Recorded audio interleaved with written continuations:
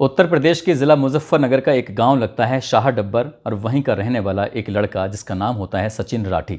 Sachin Rathi Uttar Pradesh police में police constable होते हैं और वो एक बदमाश यानी कि एक हिस्ट्री शीटर को गिरफ्तार करने के लिए अपनी टीम के साथ गए हुए थे और हिस्ट्री शीटर की तरफ से गोली चलती है और गोली लगती है जाकर उस कांस्टेबल की जांघ में। कुछ देर के बाद उस कांस्टेबल की मौत हो जाती है। इसके बाद उनके शरीर को लेके जाया जाता है पोस्टमार्टम के लिए। पोस्टमार्टम होता है और इसी बीच में जब इस पार्थिव शरीर को वहां से गांव की तरफ ले जाने की तैयारी चल रही थी, इत्तेफाक से यहां पर इनकी मंगेतर यानी कि कोमल देशवाल वहां मौके पर पहुंच जाती हैं और कोमल देशवाल जिनसे शादी होने वाली थी 5 फरवरी 2024 को, वो एक सवाल करती हैं और कहती हैं कि किसी की जांघ में गोली लगने से आखिरकार मौत कैसे हो सकती है। यही एक बड़ा सवाल था। वाकई जांघ में गोली लगने से मौत कैसे हो सकती है? आज की इस कहानी के माध्यम से हम आपको यही बताने की कोशिश करेंगे कि क्या वाकई हिस्ट्री शीटर की गोली लगने से उस कांस्टेबल की मौत होती है या किसी और कारण से मौत होती है। इसी पर हम प्रकाश डालने की कोशिश करेंगे। साथ ही ये भी बताने की कोशिश करेंगे जब जब पुलिस पर कोई भी आफत आती है, जब जब पुलिस पर कोई हमला होता है, तब तब पुलिस अपना रुद्र रूप धारण कर लेती है। खासकर उत्तर प्रदेश के मुख्यमंत्री योगी आदित्यनाथ भी रुद्र रूप धारण करते हैं और अपराधियों को कम से कम समय में उन्हें ठिकाने लगाने की पूरी कोशिश की जाती है। लेकिन यहाँ पर अपराधी आराम से बैठे हुए हैं जैसे कुछ हुआ ही नहीं है। आदाब, नमस्कार, सत श्री अकाल। मैं उस्मान सैफी। आज की जो सच्ची घटना मैं आपको सुनाने जा रहा हूँ, ये सच्ची घटना है उत्तर प्रदेश का एक ज़िला है कन्नौज और उसी का एक थाना लगता है विशुनगढ़। दरअसल विशुनगढ़ थाना क्षेत्र का गांव लगता है धरनी धीरपुर नगरिया। बात कर रहा हूँ 5 सितंबर साल 1998 की। इसी गांव का रहने वाला एक लड़का होता है जिसका अलग अलग 3 नाम होते हैं। एक नाम अशोक यादव उर्फ मुनुआ यादव और मुन्ना यादव। इन्हें 3 अलग अलग नाम से उसको जाना जाता है। लेकिन मुनुआ यादव जो होता है उसका नाम वो ज़्यादा ही प्रचलित था। जब वो अपनी जवानी की दहलीज से कुछ आगे बढ़ रहा था तब वो गुंडागर्दी की तरफ उसका मन ज़्यादा करने लगता है। किसी को मारना, पीटना, लूट, ये सब तरीके की घटनाएं करना उसके लिए आम बात हो जाती है। और गांव का ही एक व्यक्ति होता है, उससे वो रंगदारी वसूलने लगता है। तारीख होती है 5 सितंबर 1998। वो जब रंगदारी की रकम नहीं मिलती तो उसके पास जाकर उसकी हत्या कर देता है। नाम था उस व्यक्ति का राम सरोवर। राम सरोवर की जब इस तारीख को हत्या होती है तो इलाके में पूरी खलबली हो जाती है कि मुनुआ ने एक हत्या कर दी है। और जब हत्या की बात आती है पुलिस मौके पर पहुंचती है। पुलिस इस मुनुआ को भी गिरफ्तार करती है। साथ ही इसका पारिवारिक भाई होता है सुखवीर, उसको भी गिरफ्तार किया जाता है। एक और व्यक्ति होता है सुरेंद्र, उसको भी गिरफ्तार करके जेल भेज दिया जाता है। लेकिन राम सरोवर की हत्या के बाद जो उसके परिवार के लोग थे उनके अंदर ज्वाला धधक रही थी। उन्हें अपनी भाई की हत्या का हर हाल में, हर कीमत पर बदला लेना था। और गांव के ही एक शिक्षक होते हैं, शिक्षक यानी कि विष्णुगढ़ के जूनियर हाई स्कूल होता है, वहाँ पर प्रधान अध्यापक होते हैं राम प्रकाश। राम प्रकाश के भाई की हत्या हुई थी और वो अपनी भाई की हत्या का हर हाल में बदला लेना चाहते थे। लेकिन हत्यारे होते हैं जेल के अंदर, सलाखों के अंदर। अब वो सलाखों के पीछे थे। आखिरकार वो करें तो क्या करें, लेकिन उन्हें मौका मिलता है 17 अक्टूबर 1998 को। और इस मुनुआ यादव का जो सगा भाई होता है सुनील, उसकी वो हत्या कर देते हैं। यानी कि एक शिक्षक मुनुआ यादव की जो भाई की हत्या करता है उसके बाद फिर वो भी जेल चले जाते हैं। और साथ ही यहाँ मुनुआ यादव को इस बात का पता चल जाता है। लेकिन मुनुआ यादव इसी ताक में बैठा हुआ था कि वो अपने भाई की हत्या का हर हाल में बदला लेगा। वो लगातार पेरोल के लिए अप्लाई कर रहा था, आवेदन कर रहा था। लेकिन 9 महीने बीतने के बाद आखिरकार जब उसकी बहन की शादी होती है मई 1999 में, तो उसे अवसर मिलता है कि तुम अपनी बहन की शादी में जा सकते हो, लेकिन पेरोल पे जा सकते हो। और उस समय उनके साथ कांस्टेबल भी भेजे जाते हैं ताकि ये भाग ना सकें। अब बहन की शादी हो रही थी। बहन की शादी में जब कांस्टेबल आए हुए थे जो उनकी खुद देखरेख में आए थे कि ऐसा ना हो ये भाग जाए, जो पेरोल पाया था, तभी मौका पाते ही उन्होंने अपने ही उन सिपाहियों को जो साथ में आए थे उनको कुछ नशीला पदार्थ खिलाया। और नशीला पदार्थ खाने के बाद वो बेहोश हो जाते हैं और उनकी राइफलें लेकर ये मुनुआ यादव वहाँ से भाग जाता है, फरार हो जाता है। और जैसे ही भाग जाता है, अब साल 2000 आता है। साल 2000 आने के बाद मुनुआ अपने ही गांव में एक घर में घुसता है और वहां जाकर ताबड़तोड़ गोलियां बरसाना शुरू कर देता है। लगातार गोलियां बरसाई जा रही थी उन्हीं राइफलों से, जो राइफल उन पुलिस वालों की थी जिनको नशीला पदार्थ सूंघा कर खिलाकर उनकी राइफलें लूट ली जाती हैं। जब गोली चला जाती है तो 3 लोग गंभीर रूप से घायल हो जाते हैं। एक रक्षपाल होते हैं, दूसरे अवधेश होते हैं और तीसरे गुटकन होते हैं। 3 लोग जब घायल हो जाते हैं गंभीर रूप से, हालांकि इसमें कोई कैजुअल्टी नहीं होती, लेकिन पुलिस को जब सूचना मिलती है तो पुलिस इस व्यक्ति मुनुआ यादव को गिरफ्तार करने के लिए तमाम जतन करती है, तमाम कोशिशें करती है, लेकिन पुलिस को सफलता नहीं मिलती। और ये शातिर जो व्यक्ति होता है मुनुआ यादव, ये लगातार अपना गैंग बढ़ाने लगता है। इसका अब ये अकेला नहीं चलता था, बल्कि इसके साथ कई गुंडे चलते थे, कई बदमाश चलते थे। इसी साल यानी कि साल 2000 की ही बात है, जब एक पहले घर में हमला करता है और तभी मौका पाते ही एक कुशलपुर गांव लगता है। कुशलपुर गांव में एक व्यक्ति होता है अरविंद पर ये हमला कर देता है और अरविंद की ये हत्या कर देता है। अरविंद की हत्या करके फिर यहाँ से फरार हो जाता है, भाग जाता है। लेकिन पुलिस के लिए मुनुआ यादव अब सरदर्द बन चुका था। मुनुआ यादव को पुलिस लगातार गिरफ्तार करने की कोशिश कर रही थी। आखिरकार पुलिस को सूचना मिलती है कि किशनी थाना क्षेत्र का एक गाँव लगता है उड़ेलापुर में ये देखा गया है। पुलिस ने जाल बिछाया, चारों तरफ से घेराबंदी की और घेराबंदी करने के बाद अब यहाँ से पुलिस से मुठभेड़ शुरू हो जाती है। पुलिस इसे गिरफ्तार करने के लिए मुनुआ यादव को कोशिश कर रही थी, लेकिन पुलिस को अपने चारों तरफ घेराबंदी होते देख इसने लगा कि शायद मैं अगर राइफल नहीं छोड़ के भागा तो आज पुलिस हर हाल में उसे मार गिराएगी। इसलिए वो राइफलें छोड़ता है और वहाँ से मौका पाती भाग जाता है, लेकिन पुलिस उसे गिरफ्तार नहीं कर पाती। वक्त आगे बढ़ता है, लेकिन साल 2002 आ जाता है। इसके मन में ज्वाला धधक रही थी, क्योंकि सुनील यादव जो उसका भाई होता है उसकी हत्या कर दी जाती है। हत्या करने वाला गांव का ही एक जूनियर हाई स्कूल के प्रधान अध्यापक होते हैं और उनकी ये राम प्रकाश की तलाश में जुट जाता है। राम प्रकाश वो होते हैं इसने मुनुआ यादव ने इनके भाई की हत्या कर दी थी राम सरोवर की। अब मौका पाते साल 2002 में उन प्रधान अध्यापक की ये हत्या कर देता है और हत्या करने के बाद वहाँ से ये भाग जाता है। लेकिन साल 2003 में मथुरा की पुलिस ने इनको गिरफ्तार कर लिया और गिरफ्तार करने के बाद कुछ दिनों के बाद इन्हें ज़मानत मिल जाती है। इस मुनुआ यादव को जब ज़मानत मिल जाती है, अब ये गांव आता है चोरी छुपे से। इसका एक अपना खुद का गैंग बन चुका था। वक्त आगे बढ़ रहा था, पुलिस से इसका कोई सीधा टकराव नहीं था। टकराव था तो सिर्फ ये कि इसने राइफल ली थी और वो राइफल इसने किसी जैसे मुठभेड़ में जाके वापस कर दी।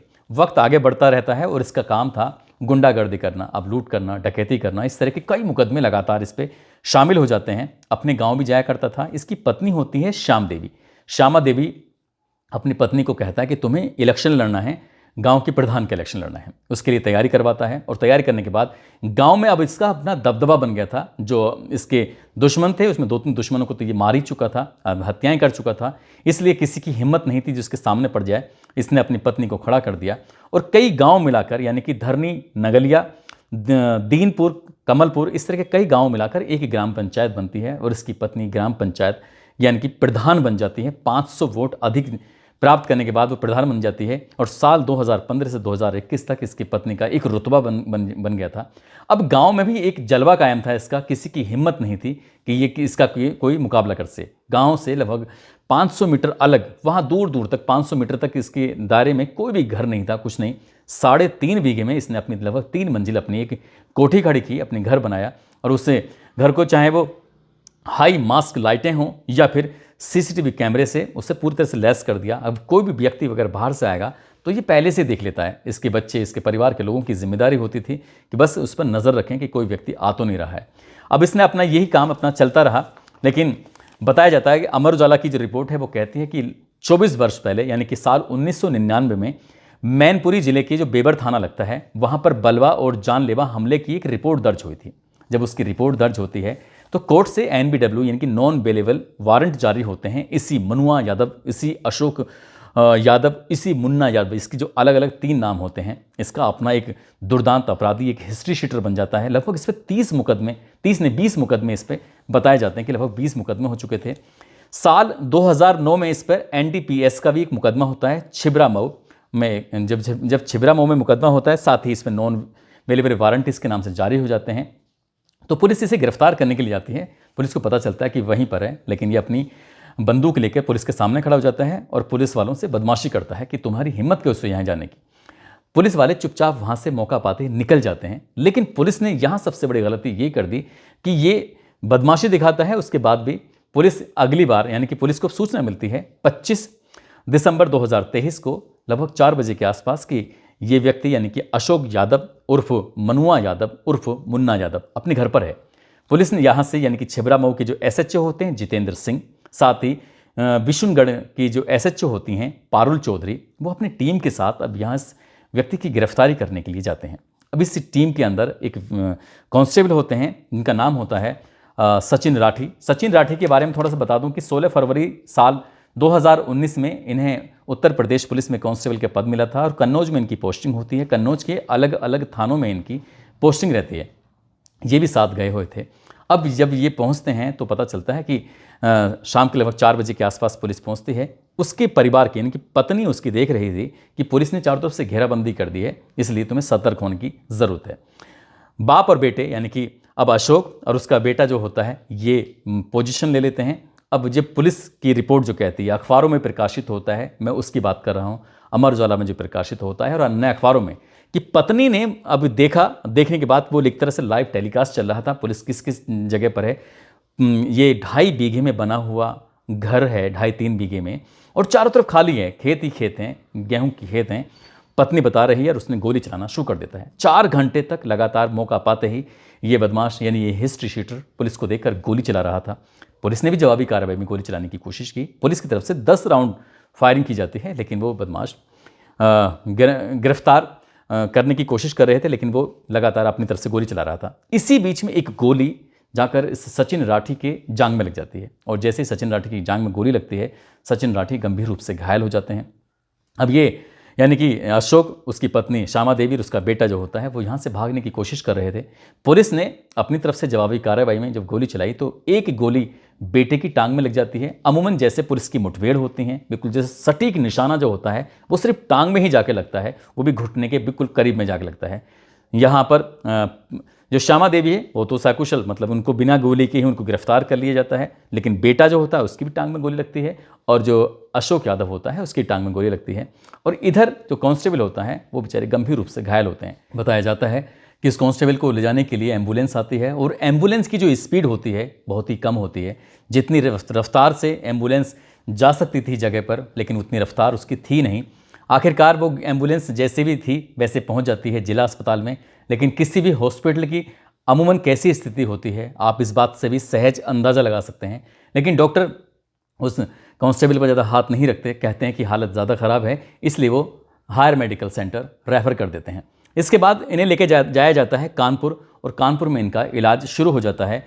रिजेंसी हॉस्पिटल के नाम से हॉस्पिटल होता है। जब वहाँ इलाज चल रहा था तो 25 दिसंबर 2023 की रात लगभग 12:50 के आसपास कांस्टेबल की मौत हो जाती है, वो दम तोड़ देते हैं। यहाँ पर एक अफसोस की बात ये भी है कि जितना अशोक यादव इस पूरे घटनाक्रम के लिए जिम्मेदार है, उतना ही जिम्मेदार ये शासन भी है, ये जो व्यवस्थाएं हैं वो भी हैं। क्योंकि अगर उन पुलिस वाले को सही वक्त पर सही जगह पर इलाज मिल जाता, एक अच्छे हॉस्पिटल में इलाज कराया जाता, तो शायद उनकी जान कभी भी नहीं जाती। क्योंकि जांग में गोली लगने से बाकी किसी की मौत नहीं हो सकती, वो भी इतनी जल्दी। अगर जिस तरह से देरी होती रही लगातार, और जहाँ आसपास गांव से लेकर वहाँ तक इस शहर तक पहुँचने में जो इतना डिस्टेंस था, इतनी दूरी थी, वो दूरी अगर कम समय में तय हो जाती तो शायद आज सचिन राठी आज हमारे बीच में जिंदा होते, उन्हें आज कुछ भी नहीं हुआ। मैं थोड़ा सा आपको ये भी बताता चलूँ कि इससे पिछले कई सालों में जैसे एक बिकरू कांड हुआ था, आपको याद होगा। 2 जुलाई 2020 की रात को कानपुर की ही पुलिस बिकरू में जाती है और जाने के बाद उस बदमाश को, हिस्ट्री शीटर को, विकास दुबे को गिरफ्तार करने की कोशिश कर रही थी। वहाँ पर सीओ होते हैं देवेंद्र मिश्रा, एसएचओ होते हैं महेश यादव, एसआई होते हैं अनूप कुमार, नेबूलाल, जितेंद्र पाल, सुल्तान सिंह, बबलू कुमार, राहुल कुमार। और जैसे वहाँ पहुँचते हैं तो सामने से गोलियाँ चलने लगती हैं और 8 के 8 पुलिस वाले शहीद हो जाते हैं, उनकी हत्या कर दी जाती है। हालांकि पुलिस ने जवाबी कार्रवाई में बाद में 6 लोगों को ढेर कर दिया, कितने ही लोगों को गिरफ्तार करके जेल भेज दिया। साथ ही एक ऐसी घटना हुई थी 9-10 मई 2023 को, ये एक जिला लगता है जालौन, उसी का ही एक हाईवे चौकी है, वहाँ पर एक सिपाही भेदजीत सिंह की हत्या कर दी जाती है। और वो पता चलता है कि हत्या करने वालों में कुल्लू अहिरबार और रमेश ससोखी नाम का एक व्यक्ति होता है। पुलिस उसका एनकाउंटर कर देती है, एनकाउंटर में ढेर कर देती है। और अगर हम बात करें 30 अगस्त 2023 को सरयू एक्सप्रेस के अंदर एक महिला सिपाही के साथ छेड़छाड़ होती है, अभद्रता होती है और इसमें पता चलता है कि नाम आता है अनीश खान। अनीश खान का पुलिस एनकाउंटर में उसे ढेर कर देती है, गिरा देती है, मार देती है। 24 फरवरी 2023 को प्रयागराज में उमेशपाल हत्याकांड होता है और वहाँ 2 सिपाही भी उस हत्याकांड में, जब बमबारी होती है, गोली चलती है तो मारे जाते हैं। एक सिपाही होते हैं राघवेंद्र सिंह और दूसरे सिपाही होते हैं संदीप निषाद। जब ये मारे जाते हैं, जब ये शहीद हो जाते हैं उसमें, तो उसके बाद फिर पुलिस अपना रुद्र रूप धारण कर लेती है। इसके बाद एक अरवाज होता है, उसको भी ढेर कर दिया जाता है 27 फरवरी को। साथ ही 13 अप्रैल को झांसी में असद का एनकाउंटर हो जाता है, जो अतीक अहमद का बेटा होता है, और एक शूटर होता है गुलाम, उसका भी एनकाउंटर हो जाता है, वो भी ढेर हो जाता है। और पुलिस जब जांच पड़ताल कर रही थी, पूछताछ कर रही थी, इसी बीच में अतीक अहमद और उसका भाई अशरफ होता है, वो पुलिस की अभिरक्षा में, जब पुलिस के उसमें घेराबंदी में थे, इसी बीच में 3 लड़के आते हैं, तड़ातड़ गोली चलाते हैं और गोली चलाकर मार देते हैं। यानी कि पुलिस पर जब जब हमला हुआ है, पुलिस ने तब तब अपना अपना एहसास कराया, अपने दिखाया कि देखो हमारे ऊपर अगर हमला हुआ तो आम आदमी की सुरक्षा की क्या गारंटी है। इसलिए वाकई पुलिस से कभी ना कोई बदतमीजी करनी चाहिए, ना ही पुलिस से कुछ अभद्र व्यवहार करना चाहिए, ना ही पुलिस को कोई जवाब देना चाहिए। सही बात की बात अलग है, लेकिन इस तरह से बदमाशों का अंत सिर्फ गोली ही होना चाहिए। लेकिन जिस तरह से सचिन राठी की हत्या होती है, सचिन राठी शहीद हो जाते हैं, उसके बाद बिल्कुल शांत हैं। हालांकि कहते हैं कि बुलडोज़र भी चलाया गया है, ये गाड़ी कभी भी पलट सकती है, पब्लिक की डिमांड है। अगर आप इनका जो मैसेज हैं उसे पढ़ेंगे, लेकिन कहानी 2 हैं। अब कहानी कौन सी सही है, कौन सी नहीं है, आप सहज ही अंदाज़ा लगा सकते हैं। लेकिन जो भी हुआ है सचिन के साथ, बताया जाता है कि उत्तर प्रदेश सरकार की तरफ से 50 लाख रुपए के आसपास और पुलिस बीमा की तरफ से लगभग 85 लाख रुपए, साथ ही परिवार के किसी एक सदस्य को एक नौकरी भी देने की घोषणा कर दी गई है। लेकिन इतना कुछ भी क्या, मतलब 2 करोड़, 4 करोड़, 4 करोड़, 10 करोड़, कितने भी करोड़ रुपए दे दी जाएं, लेकिन जब किसी का लाल जाता है ना, तो करोड़ों से भरपाई कभी नहीं हो सकती। क्योंकि एक उत्तर प्रदेश पुलिस का एक सिपाही गया है, वाकई ये बहुत बड़ी बात है। पुलिस को इसमें सही कदम उठाने की ज़रूरत है और इस मामले में सही जांच होने की ज़रूरत है। आखिरकार उस दिन हुआ क्या था, ये भी सही बात आने की ज़रूरत है। ये आएगा या नहीं आएगा, ये तो खैर हम नहीं कह सकते, लेकिन अपनी कहानी के माध्यम से जो हमने सुनाया है उसे सुनाने का उद्देश्य किसी को परेशान करना नहीं है, किसी का दिल दुखाना नहीं है, बल्कि आपको जागरूक करना है, आपको सचेत करना है। साथ ही आज जाते जाते, आज बाड़मेर के रहने वाले हैं उमराव सिंह राठौर, साथ ही अजमेर के रहने वाले हैं मुबारक, और रेखा कुमारी हैं, ज्योति भारती हैं। आज इनका जन्मदिन है, इनको जन्मदिन की ढेरों सारी शुभकामनाएं, बहुत बहुत मुबारकबाद। साथ ही कुछ लोगों ने नाम लेने की अपील की है, जिसमें अमरोहा के रहने वाले हैं दिलावर सुल्तान, कविता, अभिषेक प्रसाद, करण, शकील शाह, श्रवण कुमार जो कि मुंबई के रहने वाले हैं, मोहम्मद आसिफ आजमगढ़ के रहने वाले हैं, करमवीर यादव कोटा से हैं, कमल गुज्जर MP से हैं, मोहम्मद हसमत हैं, मोहम्मद अबू तालिब हैं, अविनाश दुबे, आनंद कुशवाहा, सुखवीर सिंह, शिवम कुमार जो सहरसा से हैं। आप सब लोग अपना ख्याल रखें, सुरक्षित रहें। जय हिंद, जय भारत।